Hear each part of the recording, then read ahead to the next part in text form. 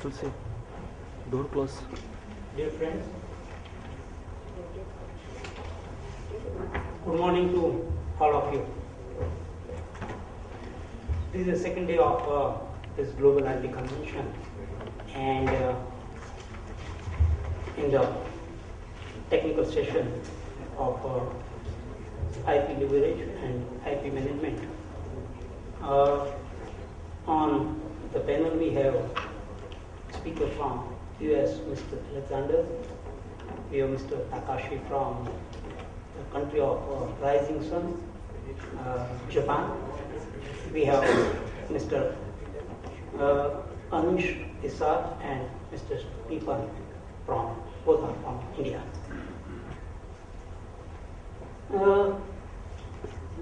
As a chairperson, I would like to deal with IP cloud in iCloud era. In Sanskrit, it is said that Aham Brahma Jagat Mithya. Aham means I. In English, also when I become capital, it is always problematic. I am doing like this, I am like this, I am like this.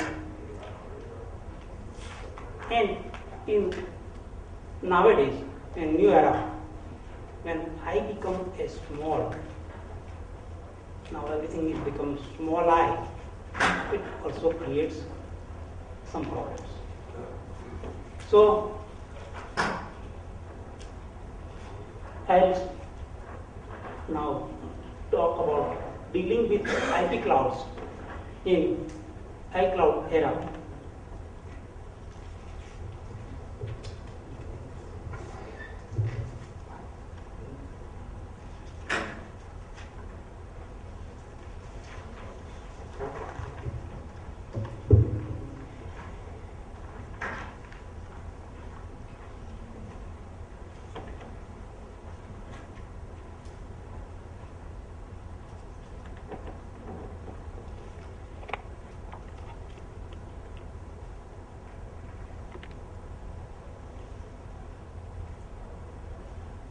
Friends,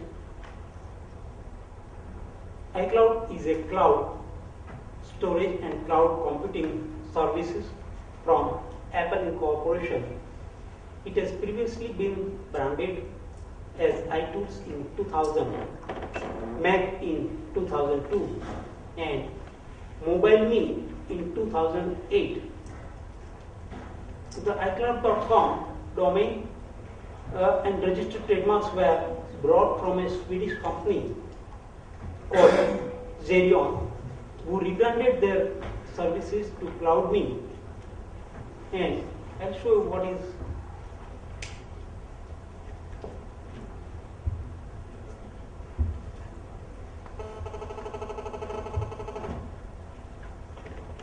iCloud is a service that shares content among devices over the air.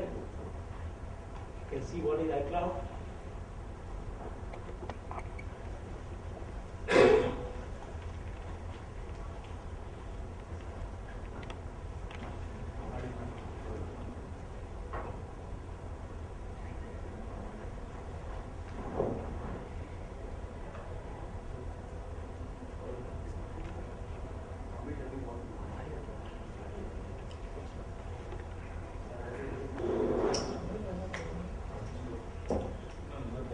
Sort of a gaping hole in that analogy right now. You have great syncing of contacts and mail and calendar.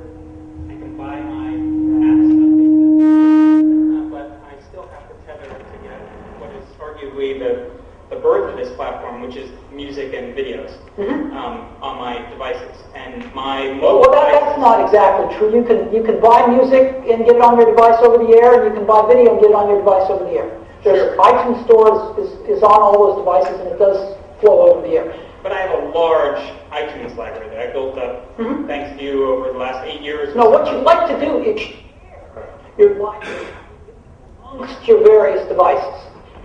Yeah. It's not buying it Without a wire. Yeah, without a wire. It's not buying it on that device, because you can buy it all on that device. It's the tethering. No, Syncing. it's the sharing. Yeah. You want to share your content that you bought or somehow otherwise acquired amongst your various devices. And you can't do that today, right? With You can do that today with a wire. You cannot do that today without a wire. We need to work harder on that. You do? We do.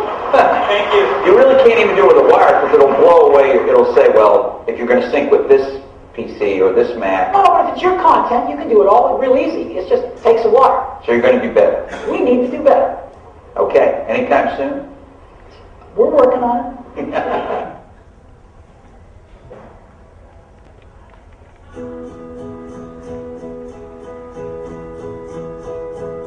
With iCloud, when you buy a song on one device, it instantly downloads to all your others.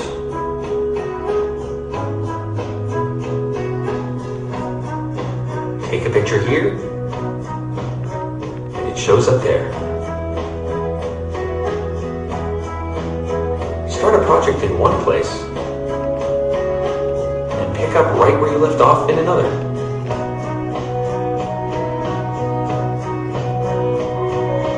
Capture the moment here, and it's waiting for you there. Make a change on this, and it updates on that. And with iCloud, it all works automatically and wirelessly. So you always have the things you want exactly where you want them.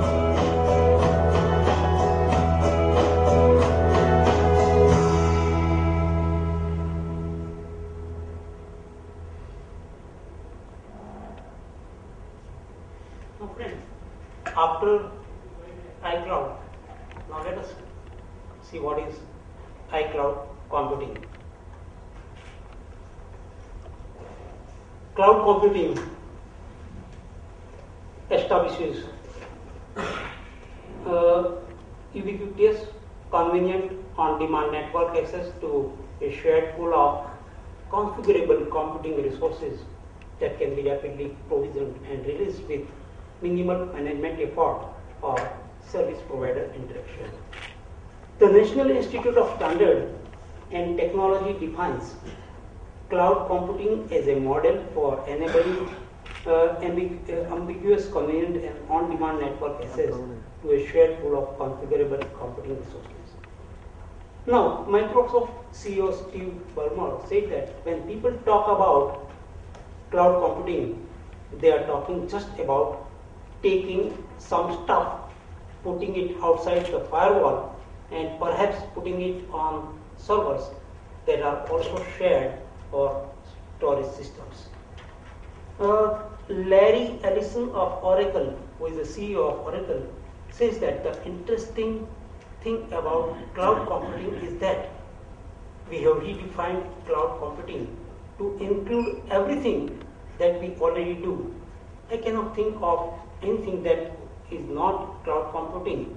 With all of these announcements, I don't understand what we would do differently in the light of cloud computing other than the change the wording of some of our ads.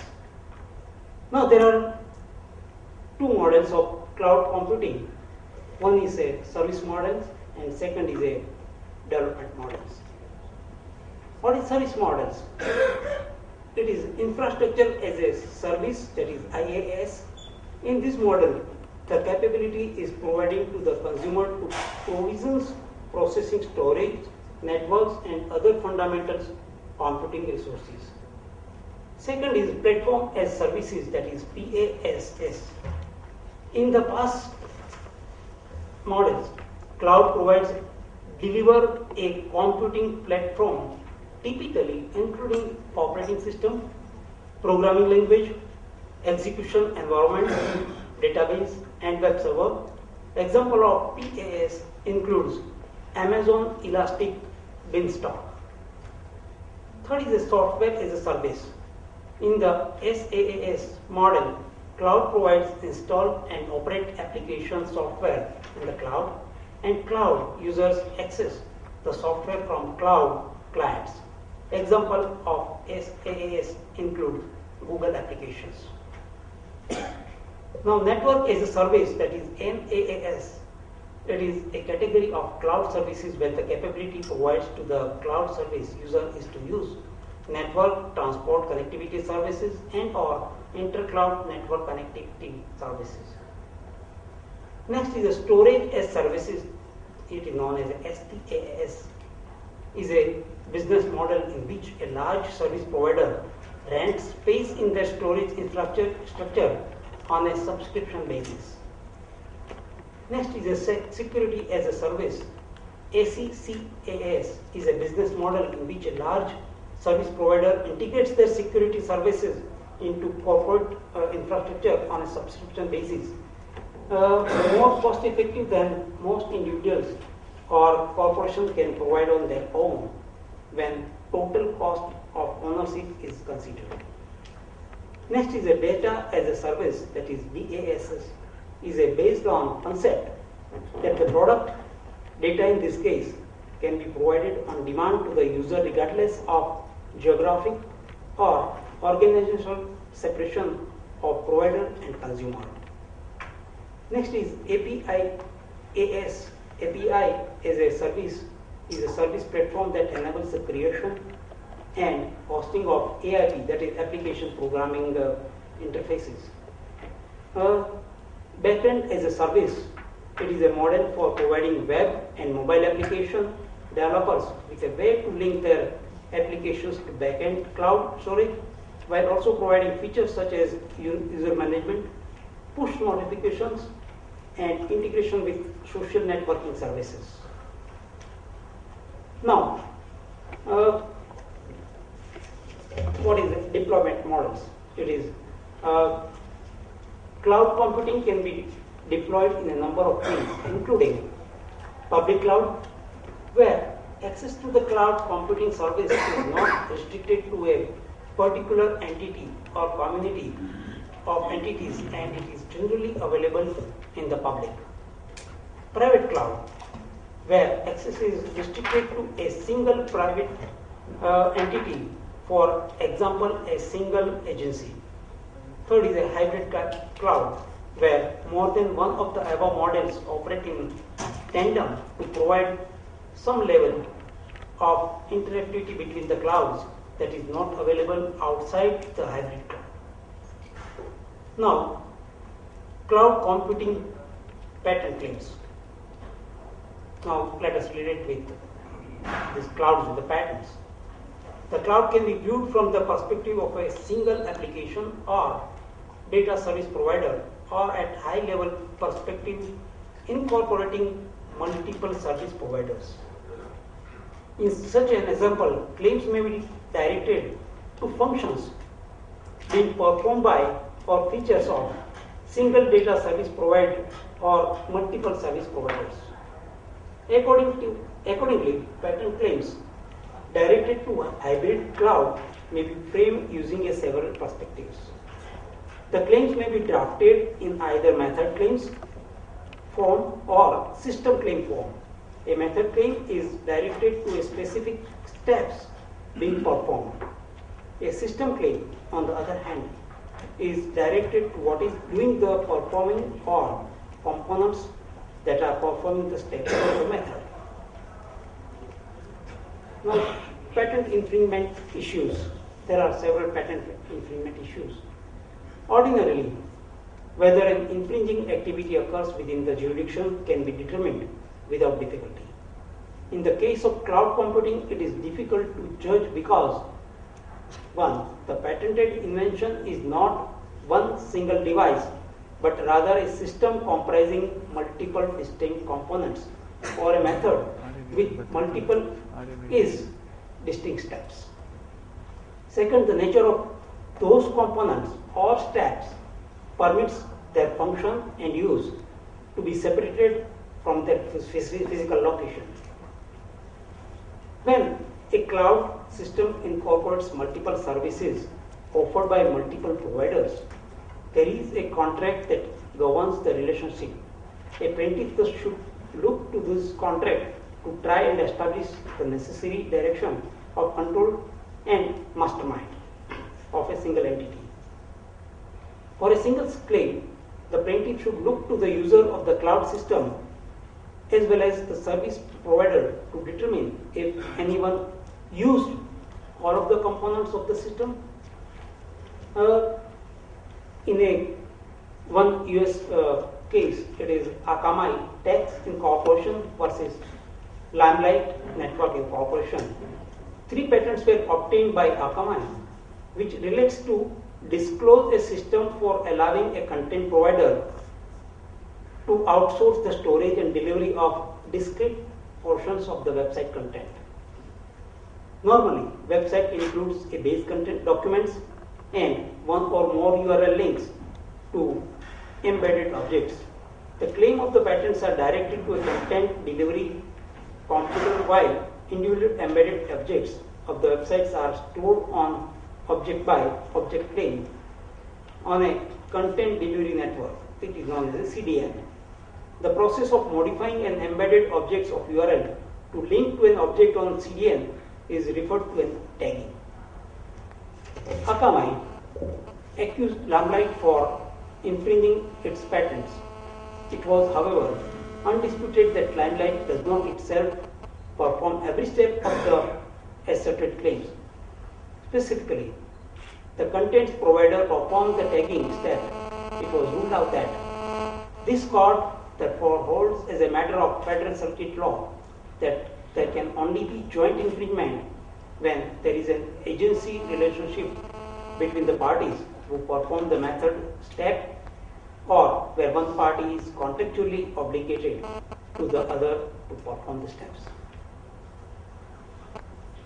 Let us see something about trade secret.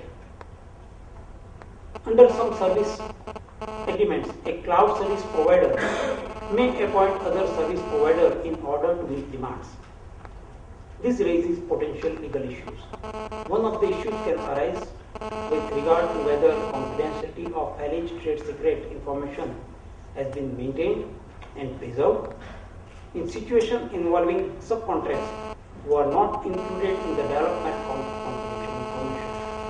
There are also some trademark issues. There is increasing number of trademarks and trademark applications incorporating the term cloud computing. Other issues relating to trademark are to define generic, secondary meaning, and infringement or likelihood of confusion. There is also difficulty in determining the prior user in a particular geographic region when the trademark is used in context of a cloud-based services. Now, copyright issues. A potential legal question as to whether a work that exists solely in the cloud is sufficiently fixed in a tangible medium of expression for copyright purposes. In the cloud computing environment, data and information can be split up and copied in a separate location in the cloud.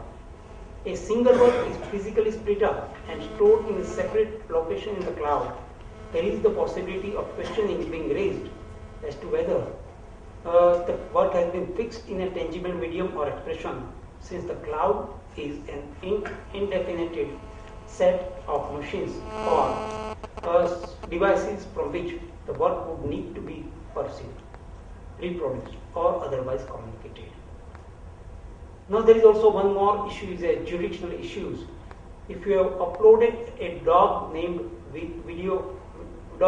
Frank photo on the cloud, then what will be the jurisdiction? And let us see.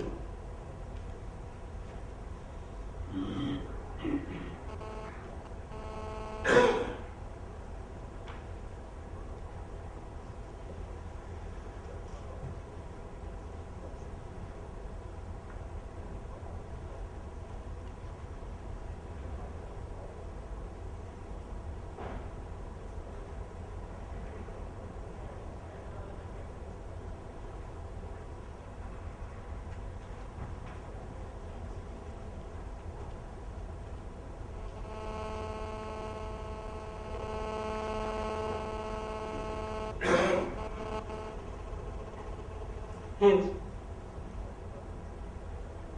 one cannot know where data physically resides, which country has jurisdiction and responsible party for data and owner of data.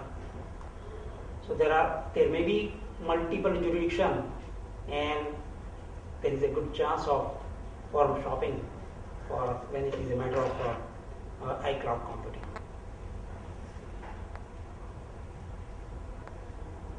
Now, conclusion of this is considering complexity of cloud computing patent claims must be drafted considering the existing joint infringement doctrine. The company that provides cloud computing service ensures that it retains ownership of its data in its original and authenticable form. Service agreement must clarify commitments of the cloud services provider and the clients. There should be unified process for responding to service process. Cloud service provider must monitor vulnerability in the system. Cloud service agreement should include provision for recurring data after termination of contractual relationship. One should use well-established cloud provider and try to find out where their services are located, assess suitability and agree with low app suppliers. Now, Business Software Alliance Global Cloud Computing Scorecard ranks 24 countries accounting for 80% of the global PCT market based on 7 policy categories that measure the country's preparedness to support the growth of the cloud computing. These policies are data piracy, security, cybercrime, intellectual property, support for industry-led standards and international rules, promoting free trade, ICT readiness, broadband development, and Japan is the leader in cloud readiness and easily top in the scorecard ranking. This table is showing comparison of cybercrime and intellectual property policies in Japan, US, UK and India. And the right mark indicates a positive assessment which is generally considered to be an encouraging step towards the establishment of a favorable legal and regulatory environment for cloud computing. Cross includes a negative assessment in the presence of a potential barrier to the establishment of a favorable legal and regulatory, and dot indicates that the assessment is positive in part, although some gaps or inconsistencies may exist which require further remedial work by all the countries. This is also showing the same table. This is further on the questions of intellectual property rights. And now, very interesting is a very red hot case of techno sector war. All of you know that Apple sued Samsung on April 15, 2011, claiming Samsung's Galaxy smartphones and tablets copied Apple's iPhone and iPad. On August 24, 2012, a California jury decided that Samsung infringed Apple's patent on iPhones, US patent number 7469381, US patent number 7844915, US patent number 7864163, US design 593087, and US design 60305. Among these, the bounce back effect patent was tentatively invalidated by the USPTO on October 23, 2012, and Apple was awarded US $1.05 billion as the damages. Now, what was the patent of US, that is number 7469381, we'll refer as a 381 patent. is titled as List Scrolling and Documents Translation, Scaling and Rotation on a touch screen display, that is bounce back effect. It is a computer implemented method for use in conjunction with a device with a touch screen display is disclosed. In the method, a movement of an object on or near the touch screen display is detected. In response to detecting the movement, an electronic document displayed on the touch screen display is translated in a first direction. Let us look at the US patent number 915. It is an application programming interfaces for scrolling operation that is on screen of navigation. The patent discloses an environment with user interface software interacting with software application, a method for operating through an application programming interface. In this environment includes transferring a set of bounce calls. US patent number 163 discloses portable electronic device, method and graphical user interface for displaying structural electronic documents, that is called up tap to zone. This is a US design. It includes home button, rounded corners and tapered edges, that is protected under US design 59308-087, having title electronic device. This slide shows that it is an on-screen icon are protected under US design 60305 titled graphical user interface for display screen or proportion thereof. Now, about the wording, Apple said that we choose legal action very reluctantly and only after repeatedly asking Samsung to stop copying our work. For us, this lawsuit has always been about something much more important than patent or money. It is about the values. We value originality and innovation and pour our lives into making this best product on earth. And we do this to delight our customers, not for competitors or frequently copying. And what the Samsung said about this verdict, Samsung said that today's verdict should not be viewed as a win for Apple, but as a loss for the American consumer. It will lead to fewer choices, less innovation, and potentially high prices. It is unfortunate that patent law can be manipulated to give one company a monopoly over rectangles with rounded corners or technology that is being improved every day by Samsung and other companies. Consumers have right to choices and they know what they are buying when they purchase Samsung products. One more judgment from Seoul, that is from Korea, Central District of Korea. They delivered a decision finding both companies responsible for patent infringement, stating that Apple infringed two Samsung wireless patents, while Samsung infringed Apple's bounce back effect patent. Tokyo District Court decided that Samsung's Galaxy smartphones and tablets did not violate Apple's technology patent and ordered Samsung legal costs to be submitted. This war started, and I think it is never-ending war, and may be spread to other countries also. And that is, I thank you very much, all of you. It's an honor to be here, especially on such an auspicious time as India's real start, I think, to expansion in the intellectual property world, and to be here with such a distinguished panel. I wanted to talk about three things today.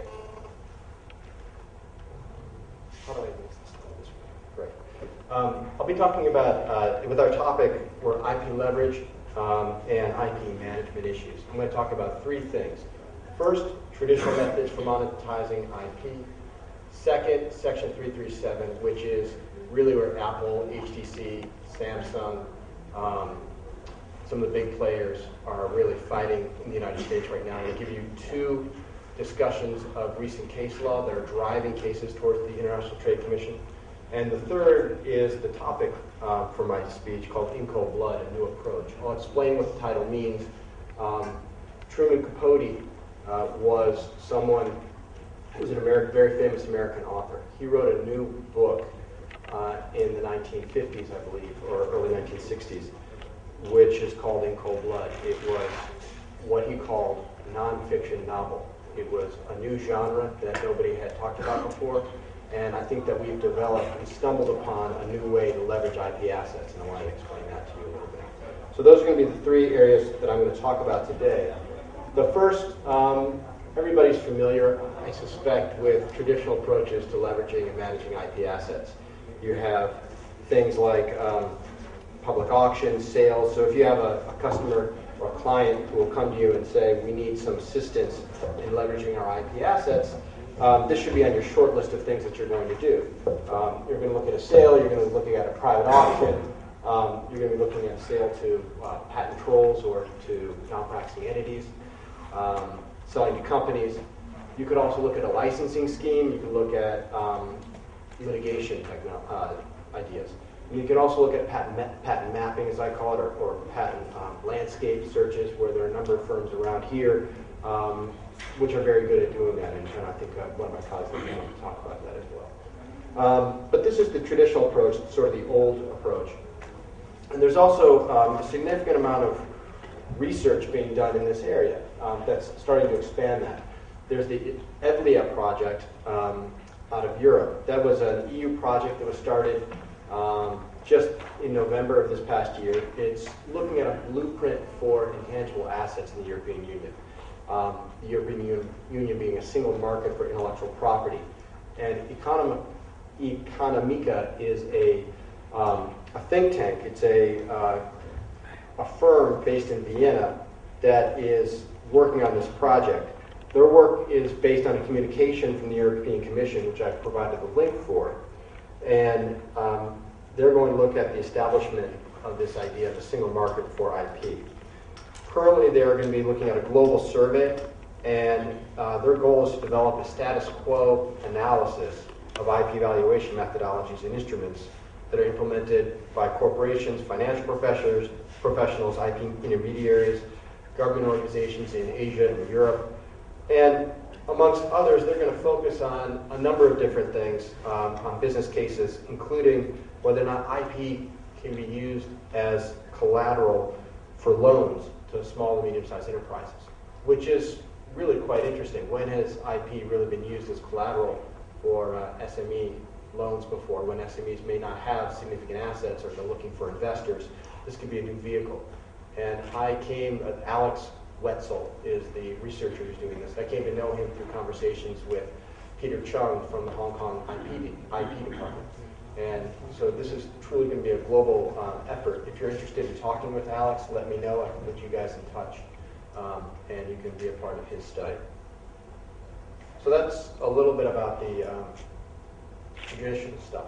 Let me move on now, because we have limited time and a number of speakers to talk about the second part of my topic, which is Section 337. Here's a discrete timeline, and what you may notice is that it's extremely fast. The ITC, the U.S. International Trade Commission, is where these cases are litigated. I suspect, given this knowledgeable audience, that you have background and experience with ITC Section 337 actions, but if you don't, I'll give you a quick discussion of it. The elements of a 337 case, you have two prongs. First is an IP violation. Second is an unfair competition violation. So your patents and your federally protected U.S. registered rights will fall into the first, the IP violation prong.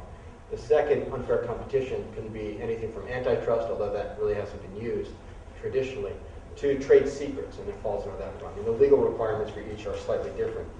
I have some discussion here, and you'll see and have available to you are slides, and I go over what an IP violation would cover and also what an unfair competition would cover. Both of them have the similarities that you require a domestic industry requirement, but other than that, we can talk about the requirements later and offline if you want it. I'm moving faster in the interest of time. I did want to talk about two key cases, which I promised you. And one is the eBay decision, and the second is the Tian Rui decision. And I'm going to explain both of these quite quickly. The eBay decision more quickly. This was a decision by the U.S. Supreme Court. And for those who are familiar with the Goldilocks fairy tale, this is this case.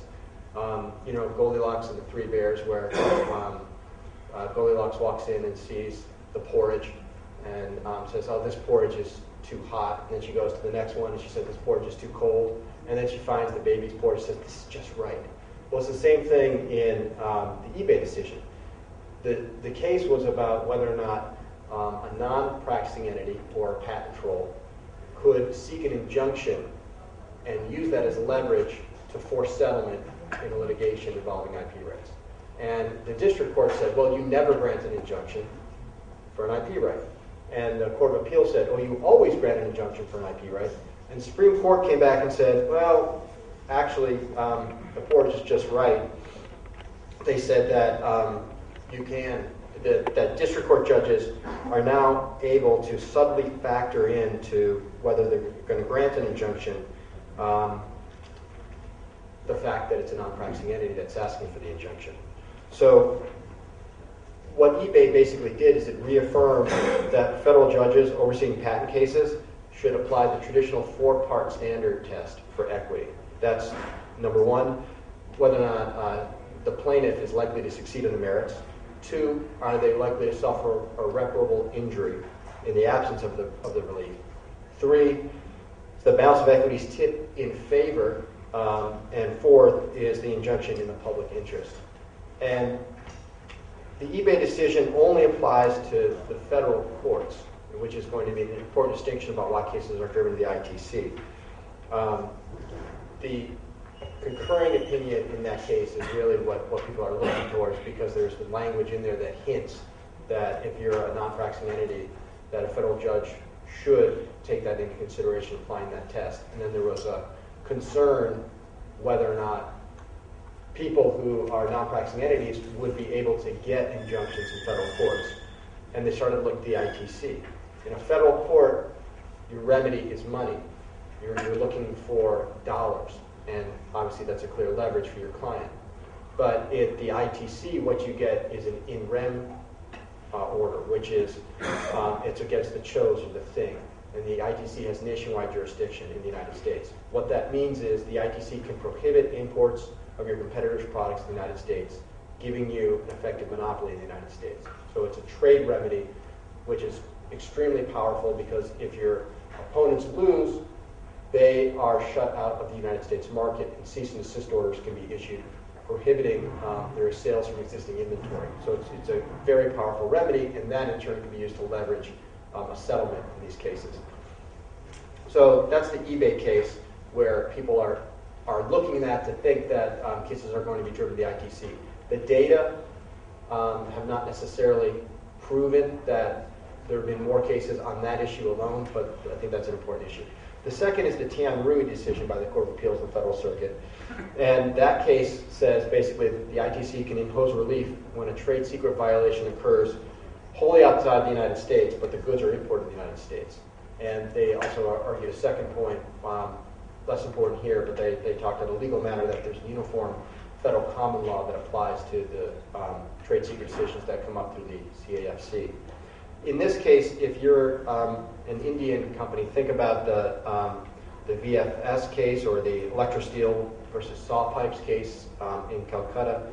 Or if you're from the UK, think about the Fakenda Chicken case, the landmark case, which talks about trade secrets, and it's a three-tiered analysis on what is possible for a company to restrict employees who are moving from one company to the other. Give you a discussion of that case. In the Tian Rui court, here are the facts. There was a company called Amstead, and Amstead had two secret processes. for manufacturing cast steel railway wheels, so for trains. They had the ABC process and they had the Griffin process. Amstead no longer used the ABC process in the United States. They had a more robust and interesting development, but they wanted to license and leverage that ABC process. So what they did is they offered it for sale, and they offered it for sale to a firm in China. Tianrui is one of the firms that sought a license from Amstead, and they sought a license in 2005, but the parties could never agree on terms. So ultimately, Tianrui never had a grant of license. But following the failed negotiations, Tianrui came up with another idea. And what they did is they hired 9 employees from another Chinese company called Datong, which was one of Amstead's licensees. While at Datong, the 9 employees were advised that the ABC process was confidential and proprietary, and the 8 signed a confidentiality agreement. The Amstead and Tianrui, through a joint venture, were the only company selling in the United States these cast steel railway wheels. Following a 10-day evidentiary hearing in the ITC, the judge found that Tianrui had misappropriated 128 trade secrets that were related to the ABC process. And some of the Tianrui specifications even contained the same typographical errors that appeared in the Datong documents, and the evidence before the judge included an admission by Tianrui's expert that its founder used the trade secrets itself. So what the ALG found was that Tianrui exploited Amstead's trade secrets when it was producing the goods. And this is where the interesting part comes in, because at the Court of Appeals for the Federal Circuit, Tianrui argued, even if that's true, even if this conduct occurred in China that was horrible, that stole this intellectual property of the plaintiff in this case, they said that this is an extraterritorial application of U.S. law, and we can't apply U.S. law to conduct that occurs wholly in China. So that was the jurisdictional claim that was argued before the Court of Appeals. And what the majority said is, in examining the claim, they said Section 337 authorizes the International Trade Commission to apply domestic trade secret law to conduct that occurs in part in a foreign country. And this is where it applies to your Indian clients or to your other clients from other jurisdictions, which is the ITC looks at jurisdiction because those goods that are produced with the offending product will ultimately be incorporated and sold in the United States. And jurisdiction will then attach as it crosses the U.S. border, and ITC rules will apply.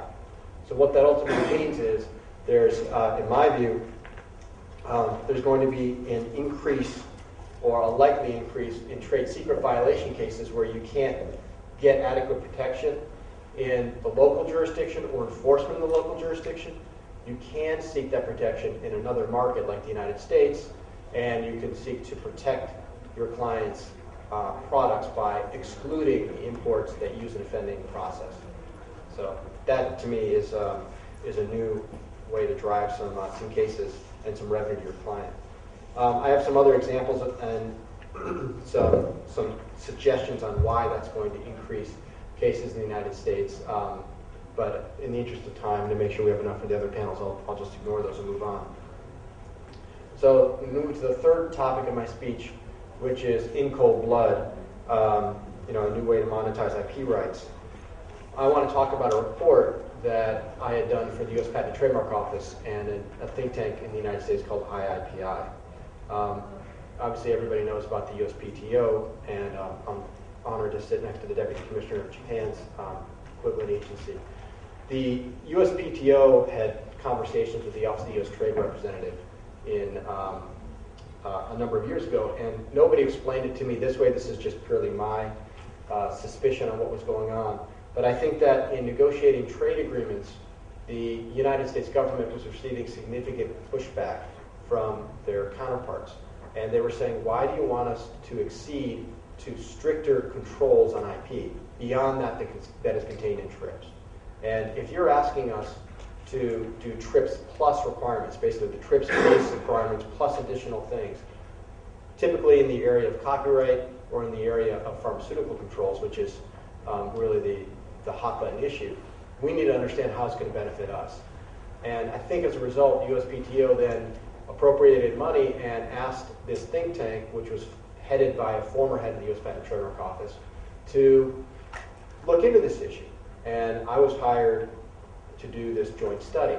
And I looked at it and I said, I don't know how to answer that question. I don't know how to answer the question, have these intellectual property commitments that are in excess of the basic TRIPS requirements beneficial, and do they help the developing country markets where the people actually make those commitments? And so what we did is we got together with a macroeconomic team. And I pulled together a traditional trade policy approach, and I married it with this macroeconomic approach. So that's a little bit of background, which I'll go into in a bit more detail. But the report that we ultimately prepared examines the 14 U.S. free trade agreements that have been negotiated since 1995, since the WTO came into force. It was before the most recent agreements with Colombia, Korea, and Panama, and it was before the acceleration of the TPP agreements and negotiations, which the Trans-Pacific Partnership negotiations, although I'll talk about that briefly. I mentioned Truman Capote, and I mentioned his book, which is the nonfiction novel. In Cold Blood actually came out in 1966. And I think that's a good, apt approach to discuss and label our talk. I gave this talk at the, I presented the study, and it was controversial, and I was asked to give it at the World Trade Organization and make a presentation, which I did in September 2011. And in it, I talk about the trade-offs that one makes in free trade agreements between goods, services, and TRIPS.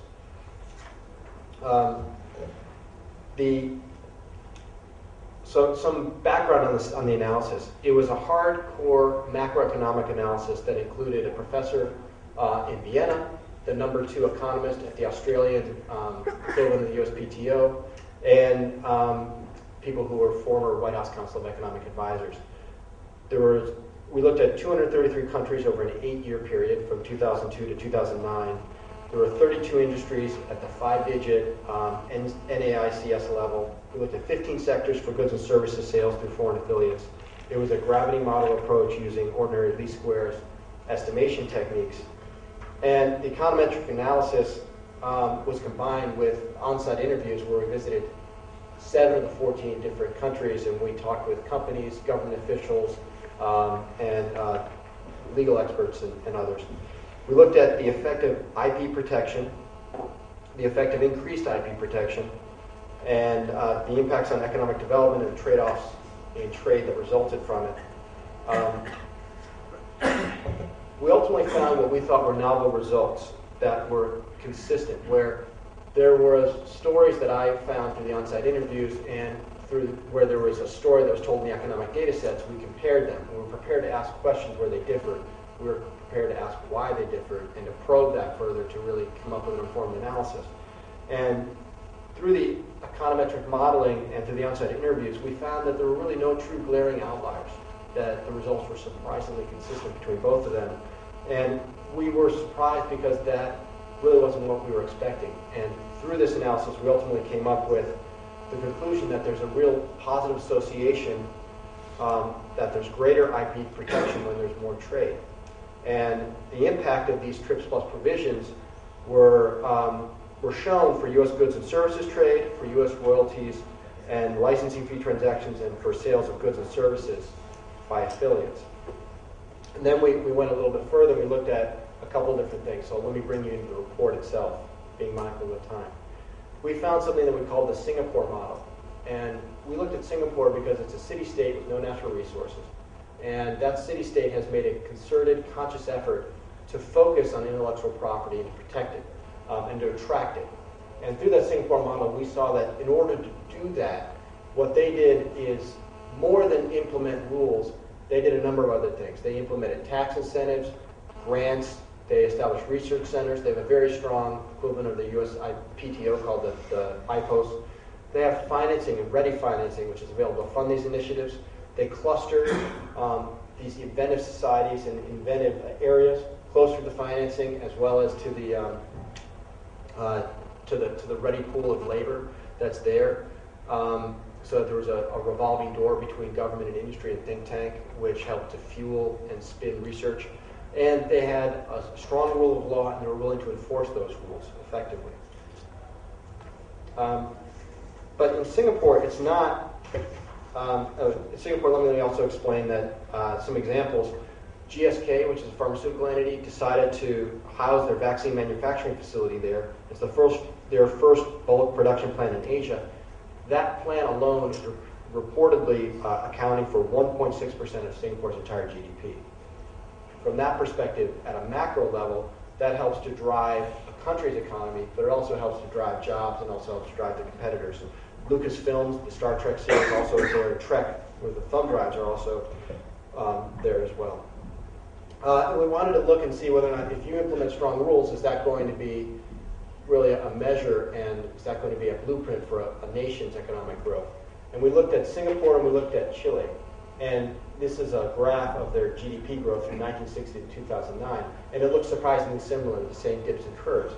But if you go underneath the data, Chile didn't apply the same Singapore model because Chile's system is much more complex. They have a significant amount devoted to copper and to mining. Copper and mining actually had a negative correlation in the macroeconomic study we did, which shows that you don't invest for a copper mine because someone protects IP. You're investing because there are ready sources of supply and because there's global demand for it. And as a result, the copper and the mining industry, which accounted for a significant portion of Chile's buoyed growth over this time period, really had no impact because of stronger IP rules. So there has to be something else that's more involved than just strong IP rules. We delved as well into other things like in Jordan. Jordan is the country which has the longest period and data sets available for the countries that we looked at. And there's a famous report, at least in the industries where we spoke with, that was produced by Alaxander in 2007. And that report said that access to medicines in Jordan had been reduced, prices had been increased, and they blamed it on data exclusivity requirements, these TRIP plus requirements. So increased IP protection arguably hurt the developing country because it reduced their access to medicines. So, not challenging that study itself, we tried to ask whether or not other countries had the same experience that we had looked at. We looked at Singapore, Chile, and Australia, which were the next three to sign an FTA. We looked for price dislocations and access to medicines, and we were unable to replicate the same types of dislocations that occurred in Jordan. We looked at the Dominican Republic next because obviously the claim could be that Singapore, Chile, and Australia are not similarly situated to Jordan. They're developed and they're significantly different on the economic scale. But the Dominican Republic is much more in a similar basket than Jordan is. In the DR, though, we found a couple of interesting things. We learned that the Dominican Republic folks learned from the predecessors who negotiated the FTAs before them. The Chileans who negotiated with the United States had talked with the Dominicans and said, here's what are the negotiations, here are some suggestions for mitigating any adverse impacts. And what the Dominicans did is they inserted 5 words into Article 181 of their implementing legislation, which basically circumscribed the scope of data exclusivity. And they explained something to the effect of, and that information is undisclosed. Those words help to reduce the data exclusivity component and also help to reduce the negative impact, perceived negative impact from the agreements. We also looked a little bit at Australia, and they have a very complex and very developed scheme for reimbursing pharmaceuticals called the Pharmaceutical Benefit Scheme. And in there, we saw that any indirect impact that went to consumers was mitigated by this PBS and through a licensing system. But what we also saw, and this is how we stumbled on the topic for my approach, is the Productivity Commission. They have a commission set up which simply looks at economic values and does a quantitative approach to trade agreements. And they asked, what's the bargaining chip? If trade agreements are a horse trade where you're going to give up something in order to get something back, is this good for Australia? And they're looking at it from a hardcore economic approach. And essentially, is this particular FTA good for me? So looking at that, we actually went back to the Jordan analysis. And in the Jordan analysis, we revisited it and we said, was this good for Jordan? We looked at the imports of pharmaceuticals from Jordan to the United States from the date that the agreement was signed in 2007. From the date that it was implemented, this increase was actually higher, so this is a conservative estimate. And we found that in 2000, there was $235,000 of goods imported from Jordan to the United States from generic pharmaceuticals. In 2010, over a 10-year period later, we found that increased to $20.5 million from generics. So Where the claim was that this was going to kill the pharmaceutical generic market in Jordan, it actually permitted an 8,500% increase in sales from Jordan to the United States for this particular area. And from the world, as a comparative measure, there was only a relative 200% increase in shares.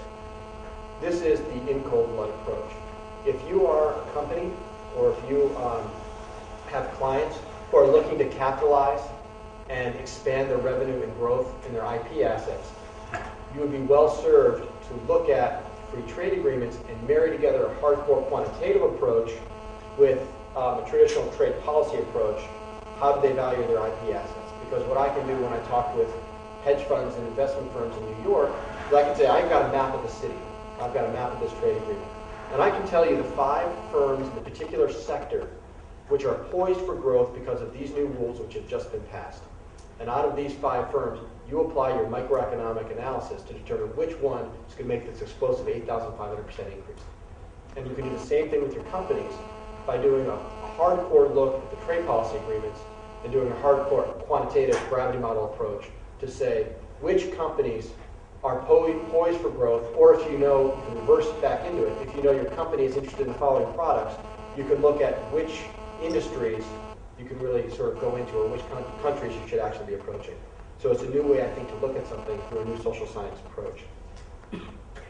And to hammer that home a little bit, the Trans-Pacific Partnership is an agreement. Are you guys familiar with this, the TPP? The TPP was formed as a negotiating, it was originally called the P3 and then the P4, with Brunei, Chile, New Zealand, and Singapore. The United States then joined that agreement in February of 2008, and then you had Australia, Peru, and Vietnam joining in November of 2008. Malaysia come on board in October 2010, and then quite recently you have Mexico and you have Canada. I'm not sure if my colleague from Japan will also mention, but the question is, why isn't Japan involved, and where are they? Japan has actually wanted to become involved, and there was a Federal Register notice put out by the United States government asking whether or not Japan should be part of the negotiations. I think there was over 90% overwhelming approval urging it. There were 5 negatives. Those 5 negatives came from auto interests in Detroit. Japan is still kept on the sideline. But as it lays out, look at the TPP. Out of those 10 existing members, you have Australia, Chile, Canada, Peru, Singapore, and Mexico on one side, and Brunei, Malaysia, New Zealand, and Vietnam. To me, the reason why the United States is doing political ambitions in this region, because they want to show that Asia is a very important market for the United States goods and services, and as the United States was doing things in the Middle East and in other areas, that it needs to reassert control here, also to show that it's a counterbalance to China's strong weight in the region, which to me leads to some opportunities for those here in India. In India, you have the AFTA, the ASEAN-India Free Trade Agreement, and it's a free trade membership among the 10 ASEAN members in India. India hosted the ASEAN-India Commemorative Summit in New Delhi just in December, a month and 2 days ago. As India is moving forward, the United States clearly is looking towards new markets. This is another opportunity, not necessarily for the TPP negotiations, but obviously to look at whether or not you have the ability in cold blood to identify areas for your own clients in the same way that I mentioned before. I'd be happy to talk to you about it. I'll stop here and turn it over to you.